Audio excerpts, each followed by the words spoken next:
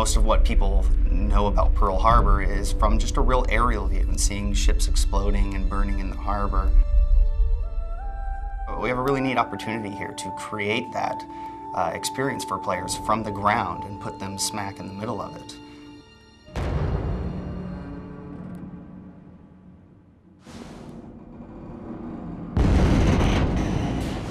What was that? What's going on? The player's going to be thrust into this event. He's going to walk out of the door of his battleship and just be amazed at everything that's happening. And we want him to feel like the world isn't centered around him. We want to feel like he's thrown into this crazy, horrific attack. And he's going to take a second to soak it all in. And then realize, wow, maybe I can help fight these guys off. I'm not going to win Pearl Harbor, but maybe I can do something to help our cause. Take his gun and give us fire support!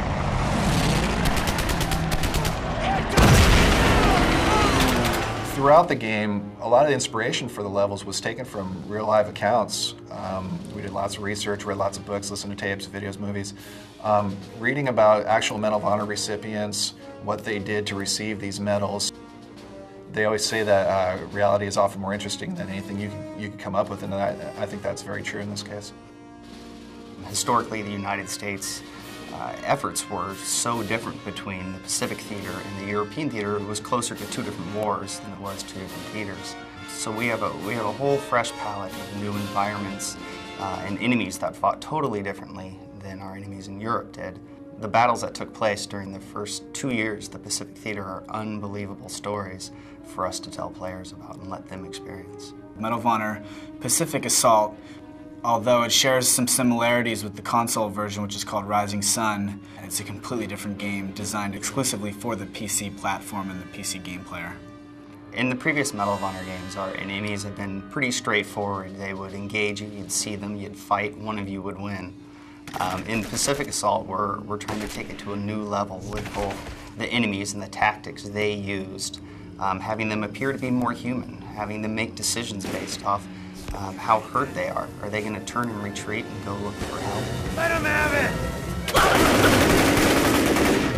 Instead of just single enemies that you're fighting one at a time, you might be fighting squads of enemies who have a leader who is giving them orders, telling them to fall back, telling them to flank. The squad will also have a morale level that changes based on the combat. So if I'm a Japanese soldier and I'm fighting you, my buddy gets shot, my morale is going to go down and I might retreat and go hide behind a rock now because I'm a little worried about what's happening. Or if my personality is different, I might instead pull out my sword and charge you. The technology is focused on recreating large, expansive environments. So we're talking about islands, we're talking about Pearl Harbor, we're talking about jungles, we're talking about things that haven't traditionally been modeled well in games. The new render in Pacific Assault will make the gameplay a lot more organic feeling. We'll be able to let the player roam around the world a little bit more freely to make it feel like not everything is planned, like they don't have to go from point A to point B to point C to complete the level. One thing we're really trying to do is create a tense environment, one where you're afraid that you're going to get shot and you really don't want to just go running up the middle of the road. Instead, you're going to be creeping from rock to tree to rock. We might add some more psychological features in there, maybe voices or whispers or a very eerie wind or something that's going to give it more of a moment. Every time that you replay the level, you're not always exactly hearing the same moments over and over again. We go out on weapon shoots with actual World War II weapons to ensure we record the right audio and our animators can see what it really looks like when you shoot one of these guns. They took damn near the entire Pacific with these things. We work with museum curators and reenactors, so we really know what it feels like when a flamethrower goes off a few feet away from you and how to convey that in the game for a player. We go to painstaking efforts to research every aspect of the war and the content of the video game. It provides us with an opportunity to entertain and educate players on World War II.